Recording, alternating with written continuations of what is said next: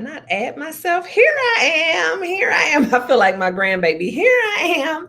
Hey, y'all. It's your girl, Stay Hall. It is Monday night live Queen Talk. I am just a couple of minutes tardy. I'm going to need some grace, but I'm here. Thank God I am here. And I thank God for each and every one of you for joining. This is like the highlight of my week now. So, you know how there used to always be, for so many people, the dreaded Monday. And I did a video on that like maybe a year or so ago, not understanding why people dread Monday, because Monday is the beginning of a new week. I mean, not technically, but of course, in the working world, Monday is the beginning of a new week. And so I always look at money's good too, but Monday as an opportunity for a fresh start, an opportunity for new adventures. And so now Monday is also an opportunity for me to get with my Lifer tribe. And so I look forward to engaging with you guys. And I just get so excited. You see me now, I'm cheesing like the Cheshire Cat. Like I am just so excited. And the weekends are great.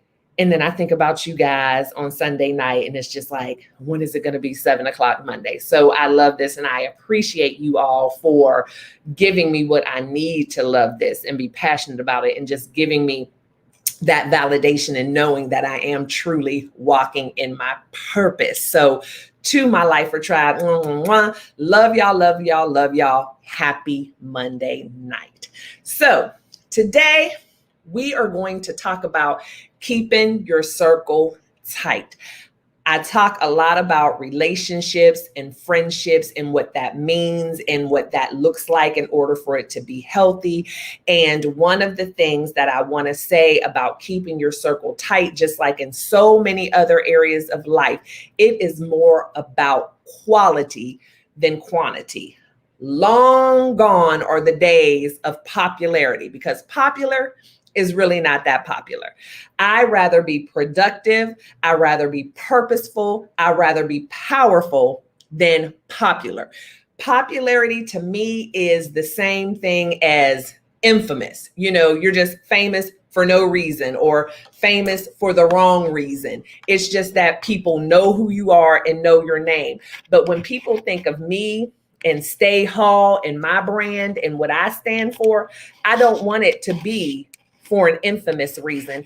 I want it to be because I was impactful. I want it to be because I made a difference, not because I just was always in somebody's face, keeping something going and whatever. And that's what it is in our friendships. We have to keep our circle tight. There's no need to have the desire to be popular, because when you're just trying to be popular, then that means people like you or pretend to like you for the wrong reasons, or maybe for only what it is that they feel like you can do to benefit them.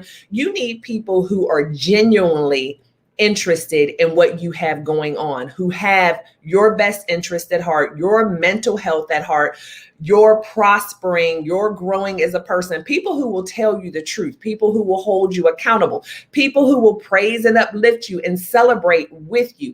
Those are the kind of people that you need in your circle. And sometimes in life, when we find ourselves walking in our purpose and moving in a different way, that circle seems to get smaller and smaller. And when it has been a circle or a group of friends that you have been used to being around for years and sometimes decades, it makes you feel a little funny when you see that circle starting to shrink. But what you have to realize is that everyone is not ready or able or supposed to go where God is taking you. And I know we've all heard about people are in your life for a reason, a season, or a lifetime.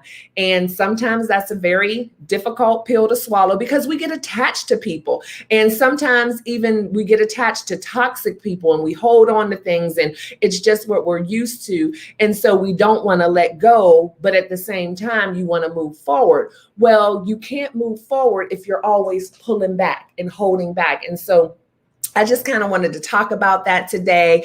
Was interested in your feedback. You know, I love to get in the comments, find out what you all think about these subjects. Also, if you are on and have been on, I have forgot to ask you to hit me with that hashtag Lifer, but you know how we do, Lifer Tribe. Hit me with that hashtag Lifer, and let's just chat it up about these tight circles. I have a very small circle, a very select few people that I actually call my friend, my sister. I don't take those words very lightly at all. When I call you my friend, you're my friend. That means it's ride or die. I'm here for you. You can call me 4 o'clock in the morning. You can tell me whatever it is you have going on. There's no judgment. I'm here for you. You are my friend. Now, in a bigger circle, I have a lot of associates and people that I socialize with.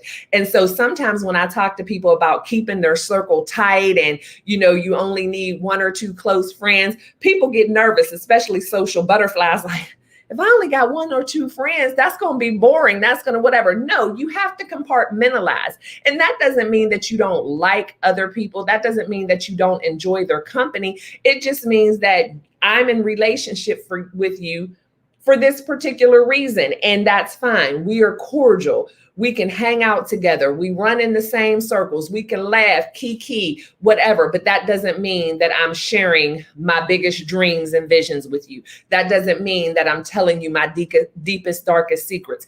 That doesn't mean that I feel like I can trust you with all of my thoughts, which is okay. That's not for everyone. And we really have to be careful in using our spirit of discernment when we are making that decision to decide who are our close-knit friends, who is that circle. Because if you are in a point in your life where you are starting to make some decisions and some changes and move differently, you can't trust those thoughts with just anyone.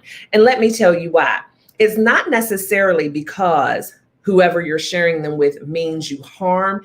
It's just the fact that they might not be of the same mindset as you are. And so they could be dream killers, so to speak. And that's okay. We just have to use our spirit of discernment to know who we can share with and who we can't share with, because some people will kill our dreams just because they don't know anything different. So these are the people who I like to say, the ones who say, this is how we do it because we've always done it this way and there's no need to change it. Well, for me, who is a big dreamer, for me, who is always looking for new and exciting things to do, for me, who is always going to the next level and wanting to go to the level beyond that, I don't do well with dream killers. I don't do well with people who are complacent and comfortable with, well, that's just how we do it. I'm always wanting to raise the bar and see how it can be done differently, how it can be done better, and what impact I can have. And so I need to make sure that when I'm sharing, and the people that I want to share my dreams with are like-minded people who are saying, girl, you got this, you can do it, I know you can. And every once in a while, you need somebody who might be able to pull your coattail and say, hey, sis, you might want to think about doing it differently. Someone who will hold you accountable and say, hey, you said you wanted to do this. I don't see you doing nothing.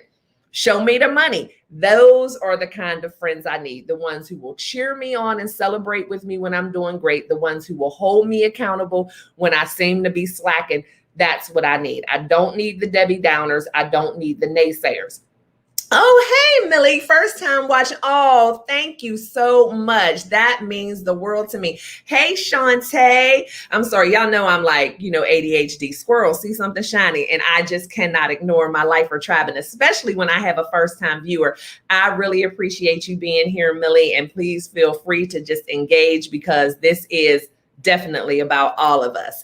But anyway, what I was saying is I need people who are going to be uplifting and encouraging and not making me constantly doubt myself. But I always also need people who are going to push me when I just naturally doubt myself. You know what I mean? There is always going to be some failure in anything that we're trying to do in excellence. Excellence does not happen overnight. And so with that being said, when I am trying to do something new in my life, I need to surround myself with people who understand that failure is just a part of the territory. I don't need to be surrounded with those I told you so type of people. I don't need to be surrounded by those people who are like, I don't know why you tried to do that anyway.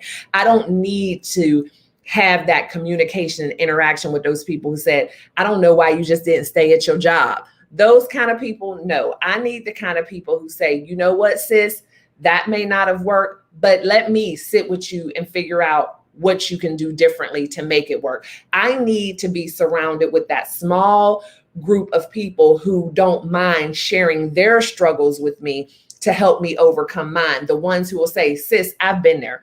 It's no big deal. Let me tell you when such and such happened to me, and let me tell you how it worked out in the end. Those are the kind of people that I call friend. Those are the kind of people who I want in my small, tight circle. I also like to have a circle of people who know each other as well. I am a fan of the mutual friend. Why? Because sometimes I need more than one person to bounce it off of. And I like for my friends, my close-knit, my sisters to know each other. So maybe we can all get together and talk about it. 2 heads are better than 1. 3 heads are better than 2. 4 heads are better than 3. So if we can all get together and collaborate in a safe space where I know my feelings and emotions are going to be considered, when I know it's a group of like-minded individuals who have my best interest at heart, there is nothing better than that impromptu powwow sistership meeting.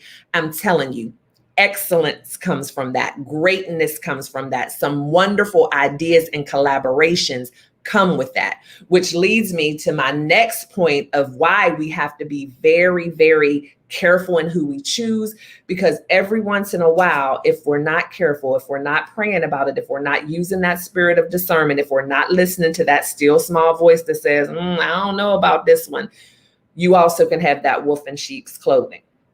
When you are someone who is a creative like myself and most of my life for Tribe. Hey, Alex, what's up, boo? Oh, yeah, you've learned you have to mix your, you have to compartmentalize. All right, y'all, I digress again. I told you, I get excited about y'all. I love when I see y'all pop up on the screen. But in your groups of friends, before you start to really narrow it down and realize who your actual tribe is, your circle is, you have to be careful when you're a creative like myself, an entrepreneur, what have you, that you don't have that wolf in sheep's clothing who is there just to listen to every idea you have, copy everything that it is that you want to do. A lot of times the people who are doing that are either very silent when you come to them with things. They don't have a lot of input. They just kind of soak it all in. And then the next thing you know, 3 months later, but 5 months before you're ready, now they're launching your idea. You have to be very careful. I've had those things happen to me. So I'm telling you what I know. It may seem petty. It may seem like who's really doing that, but it happens. And that's why it's so important to be careful with who you share things. A lot of times what we have to learn, and it's a lot easier to do when you have a small circle, because we get excited about things, right? We want to share, but you have to learn how to move in silence.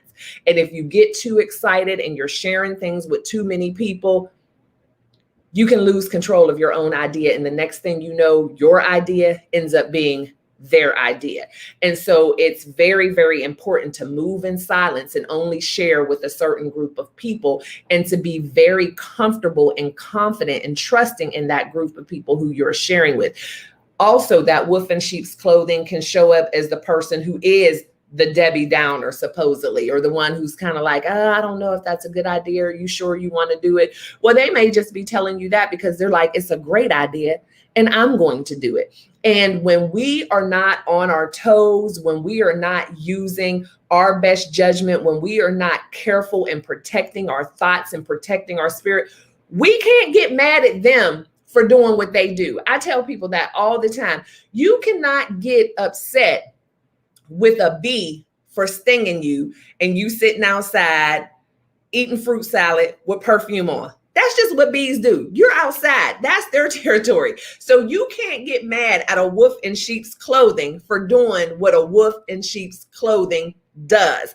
It is up to you to guard your mind, your thoughts, your words, and to use that spirit of discernment. I am very careful before I share things with people. There's only going to be a handful of people who knows what my next move is going to be, because I've had that done to me and it's not a good feeling. But all I could do when it was done to me is get mad at myself. And the thing is, when you are kind of outside of your circle and you're kind of mixing and mingling with people in a way that you wouldn't normally, or you're overexcited and you're talking about things, there usually was something that kind of was a red flag to you about this person, but you were just so excited, or you were just so trusting, or you just got caught slipping, there's usually something that you noticed about that person. And so that's why it's just very important to me. I have things, and sometimes I want to share them. I want to shout it from the rooftop, but guess what? I hold my mule. I wait until I can get around my people, my tribe, the ones that are tried and true. And that is who I share it with. No matter how exciting it is, no one else is going to know outside of that group until it is signed, sealed, delivered. And that's not just in business. It's with a lot of things. I don't care if I'm making a move and deciding to move to another state. I don't care if I'm planning on having another baby, which of course I am not. So let's not get that rumor started or even put that into the atmosphere. But whatever it is, I am sure to guard my thoughts, to guard my ideas, to protect myself from the wolves in sheep's clothing. And sometimes the wolves in sheep clothing, I guess that might be a little too harsh for a certain group of people, because we also have people in our lives who we may want to be careful as to how we compartmentalize them, because they are oversharers. There are people who cannot hold water. And I've lived on this earth long enough. I'm almost half 100. I have experienced a lot of things and have been around a lot of different people. And I know there are some who may beg to differ, but I truly believe that some people just can't help themselves. They just got to run their mouths, run tell that, whatever you tell them. And so whatever you're telling them in confidence, next thing you know, because they're just that person, the chatty Cathy, the busybody, they can't help it. They're telling. And then the next thing you know, they're saying, oh, well, I didn't know you didn't want me to tell anybody. And see, I need to be able to be moving in circles and talking to people that I don't have to give that disclosure to all the time. I don't want to have to decide for you what you should say and what you shouldn't say. See, my sister circle, my girls, they already know what they can repeat and what they can't repeat. And you know what? If need be, they at least know enough to say, can I tell anybody this? Or can I tell Sheila what you said? And Sheila's not one of the people, so I'm just using names. So don't be going through my friends list to see who Sheila is to say, oh, she don't want Sheila to know. I just made that up. But anyway, they will at least ask me. And I am a big proponent for that too. If there's anything that's going on, even if it's something that somehow affects me indirectly. And so I feel like it's part of my story too. If I got the information from one of my sister friends, before I share that, I'm going to at least have the courtesy to say, hey, do you mind if I say that you said this? Do you mind if I share this information you gave me? Because I truly believe that the person who initially gave me the information, that is their information. And as much as I may want to share it or feel a need to share it because it somehow involves me, I need to have enough restraint to, if I'm asked not to say anything, then I'm not going to say anything. And so you have to have that group of people that you have that trust with, that you have that bond with, to know that things are going to happen decently and in order, and that your thoughts are protected, your feelings are protected, and that the relationship is solid enough that you don't always have to second guess yourself every time you say or do anything. Because again, popularity is not that popular. Popularity is not that purposeful. Popularity is not that powerful. And you know what? Even though I have a very small circle, my social life is pretty active. My dance card stays full. So again, it's not like I'm saying I don't talk to anybody else, but you know, you have those certain people that you hang out with and they're cool. Like I said, you can talk up to each other, tell funny stories about your kids, what happened at work today, but it's just those more intimate things, those more important details in your life that you just want to make those something that is only shared with a select few. All right, let me see what we got going on here. Millie says, yes, I've had this situation happen to me multiple times online. Yes, we have to move in silence. And that's the thing with social media.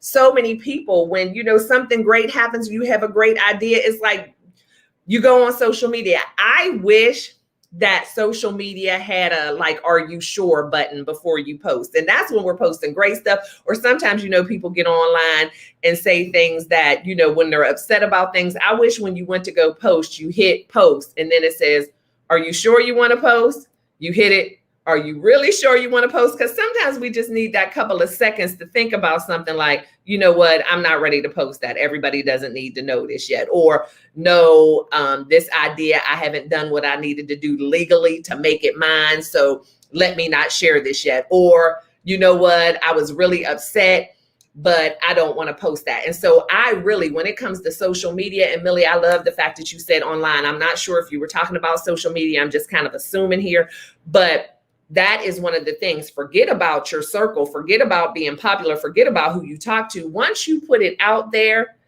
onto the internet, as they say, it's out there. And even when you take it back, it's still out there somewhere and somebody done screenshotted it, told somebody, whatever. And so that's what the inner circle is about. When you are busting at the seams and you just need to share with someone, you need to have your people who you can share it with, whether it's venting, whether it's sharing something great. That's what the circle is about.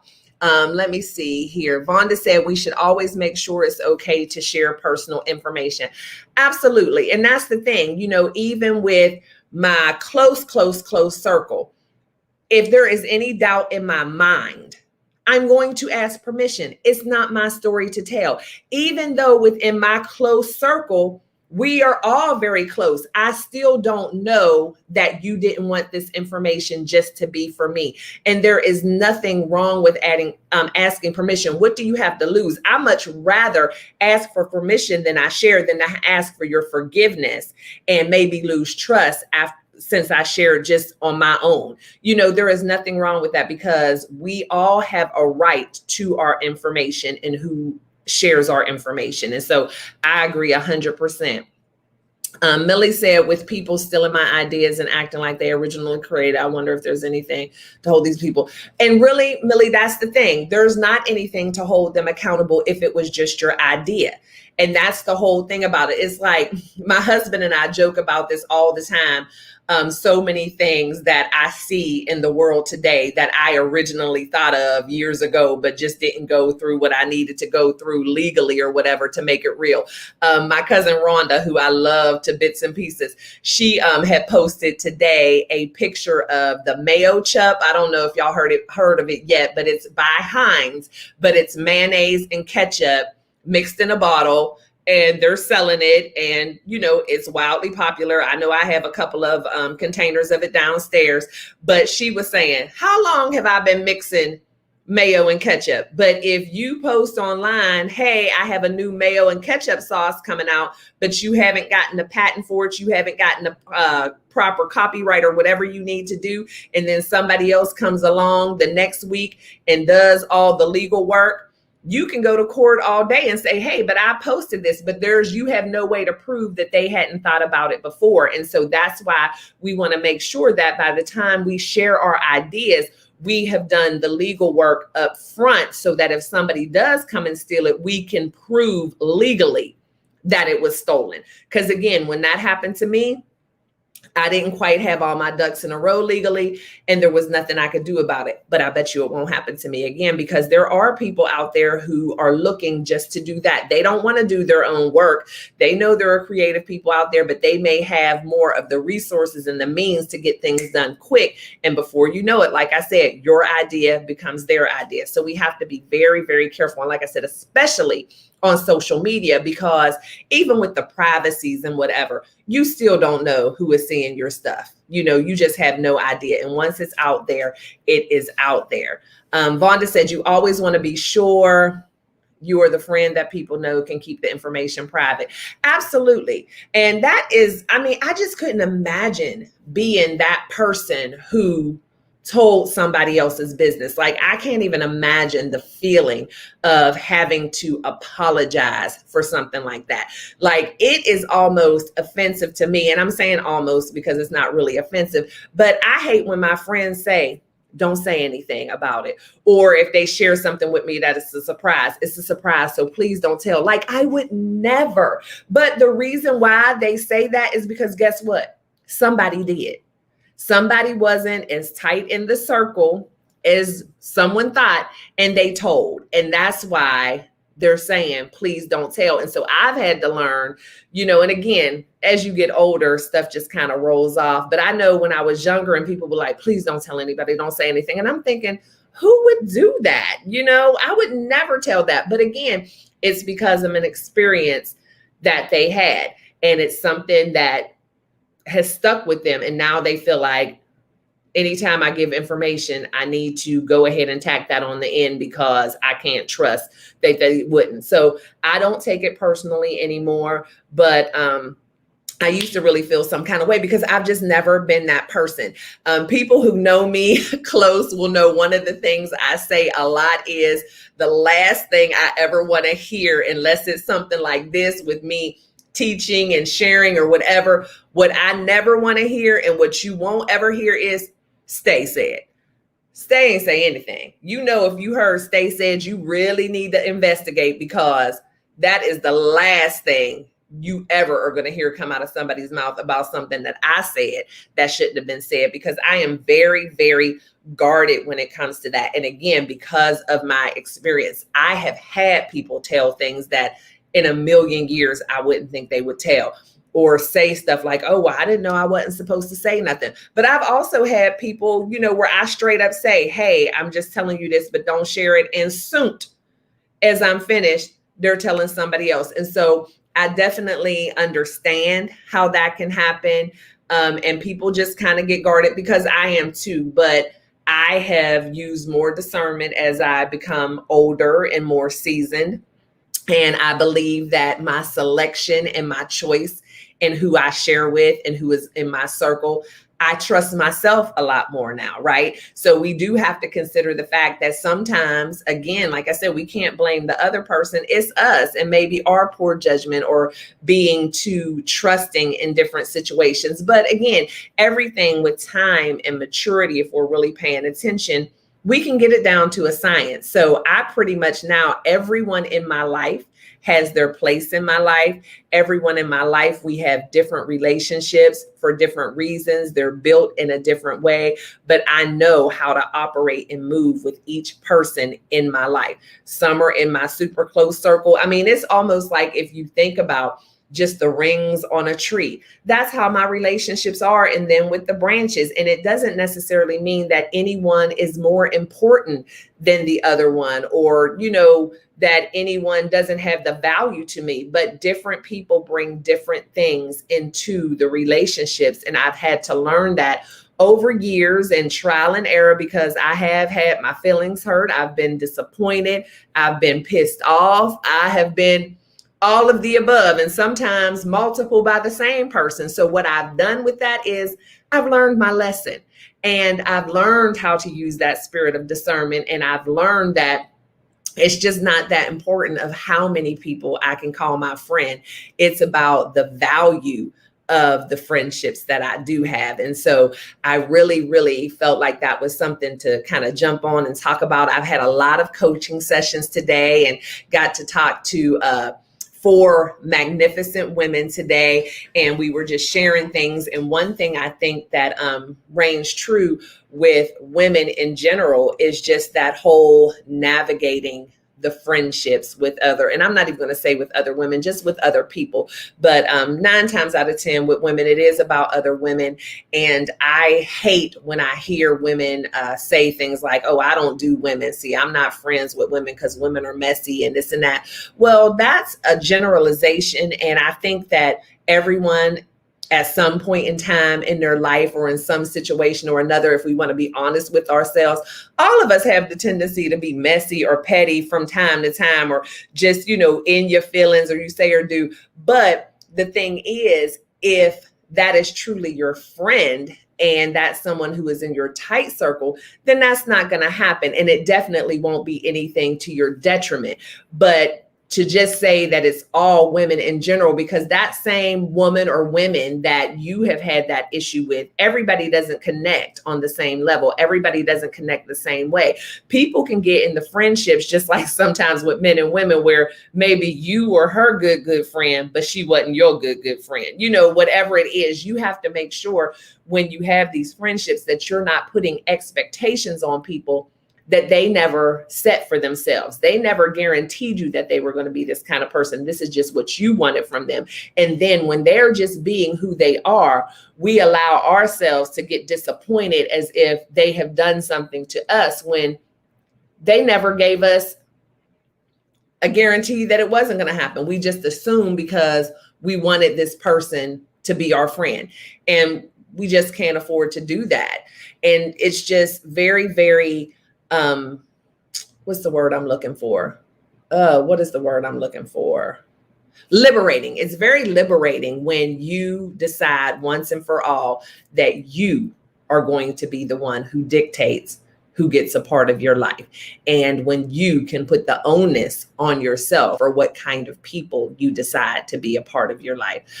Vonda, what you say, girl? Oh, she said, you definitely figure it out when you're older. Yeah, definitely. And that's with everything. Again, it's about trial and error. It's about some heartbreak, some disappointment. But the thing is, once you get to be my age, been there, done that, and I don't have to repeat it because I did learn my lesson. And it's just, again, a liberating feeling when you can then say, I choose who I share with. I choose who I share my ideas and feelings with. I choose who I share my space with. And then that way, if anything happens, I really don't have anybody to blame but myself. And I tell you guys this all the time, and it might sound crazy, but for me, it is much easier for whatever the problem is in my life to be something that I can say was my fault. You know why? Because then that means I can fix it. But if I'm constantly blaming other people for the things that aren't going right in my life, then I have to depend on them to change, because you surely can't change anybody. So you have to depend on them to change. But if I can look in the mirror and say, that was my poor choice. That was me allowing that person in my life. I overshared. I trusted too much. Then that's a lesson learned and I can fix it. But if I'm saying they did something wrong to me, it was their fault, there's nothing I can do but feel bad. And a pity party has never fixed anything.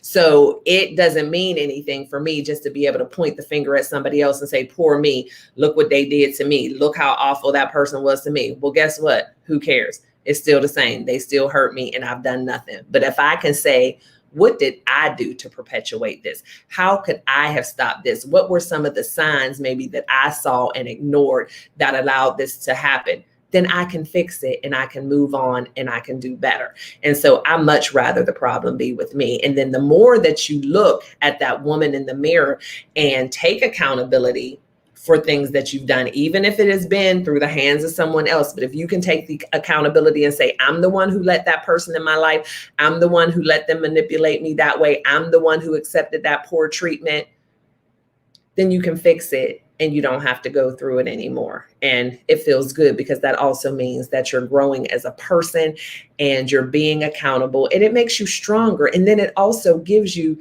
that story to tell to help someone else when you see them going through it, especially if you have daughters or sons or nieces, whatever.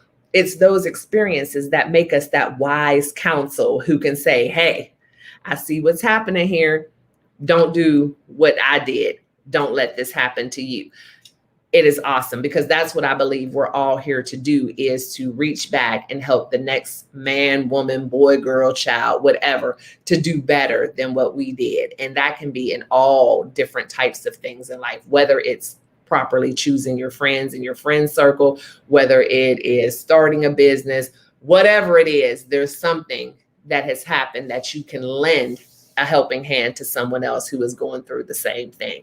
And so I just wanted to jump on today and talk about that and just make sure that we're just being very aware of who we share our space with, and that we always are making room for ourselves and not just sacrificing or doing things and staying in friendships and relationships just because we want to be popular, or just because we feel like we've been friends with people for so long. So, whatever. And, I talk a lot about sometimes needing to shed some relationships and move on. But then there's other relationships that you don't necessarily need to shed or move on. You just need to move them around.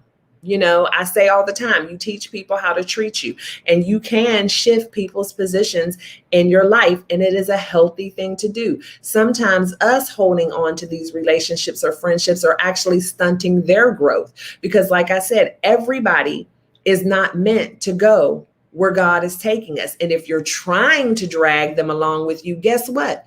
You can be keeping them from their destination. So you trying to pull them with you left, but their path is really taking them right, but you don't want to let go. So you're dragging them this way. And so you're pulling this baggage with you, which means what? That's a heavy load. It's slowing you down, taking you longer to get to where you need to be, if you'll ever make it, because that is exhausting. But at the same time, you're pulling them in the opposite direction of where they need to be. So many friendships turn out being this enabling crutch type of thing. And guess what? The rope ends up breaking, and now you both just fell out and flew all out, just flying by the seat of your pants, and nobody is going where they need to go. And so I just wanted to encourage you guys to live in your passion, walk in your path, and be okay with just that small group of people that you might have, and be okay with maybe shifting some people around and changing their position in your life. Be okay with moving in silence and not sharing everything that you have going on with everybody. Be okay with not posting every idea, posting every opportunity, posting whatever. I mean, we love to share, right? We do. But sometimes we have to use that restraint and just wait until we have things in order, because you can't trust everybody, and everyone does not have, unfortunately, your best intentions at heart. And so I wanted to share that with you guys. I hope that you were able to find some value in what I said. Please continue to tune in with me. Hit me with that hashtag lifer. I see Adrian did, Vonda did. Hey, Nikita, thank you for those hearts and smiles. Hit me with that hashtag lifer. You know to follow me on all social media at Stay Hall, YouTube, Instagram, all that jazz. Also, if you're interested in one-on-one coaching with me, since a lot of people didn't know that I was the life coach, LYFE, I do have a 6-week program, life coaching with your girl, Stay Hall. If you're interested in coaching, and what I do as a coach, I just help you to make your visions and dreams come true. Whatever it is that you want to do, I'm here to support you, walk you through it, give you the skills, the tools, and the resources that you need to make it come to fruition. I'm going to hold you accountable. I'm going to be your biggest cheerleader, and I am going to make sure that you do what you said you wanted to do. Had some great coaching sessions today with some wonderful women. I love seeing the growth. A couple of them were brand new, so I love starting the new journeys. And if you would like to be a part of that 6-week coaching plan, please reach out to me. You can go to www.stayhall.com and click the button to send me a message. Or you can inbox me. I don't monitor my Facebook Messenger, but I do use it. So it might take me a little longer to get to you that way. But if you go to my website and send me a message that way, I would love to give you more information on the coaching so that we can start that journey together, and I can watch your dreams blossom and come true and help you to walk in your purpose and your passion. So guys, I love you to bits and pieces. And like I tell you every week, be sure to love each other, but never forget to live your life. That's love yourself first explicitly. And I'll see y'all next week. Well, not really next week. Don't forget, I go live now a few times a week. And so me and my girls will be on with Hey Sis on Wednesday. And that's at 8:00 Central. And we're always talking about some good, juicy stuff. So if you're not doing anything, tune in again Wednesday, 8:00 Central Time. And until then, love y'all to bits and pieces and keep living your life. Love yourself first explicitly. Good night, y'all.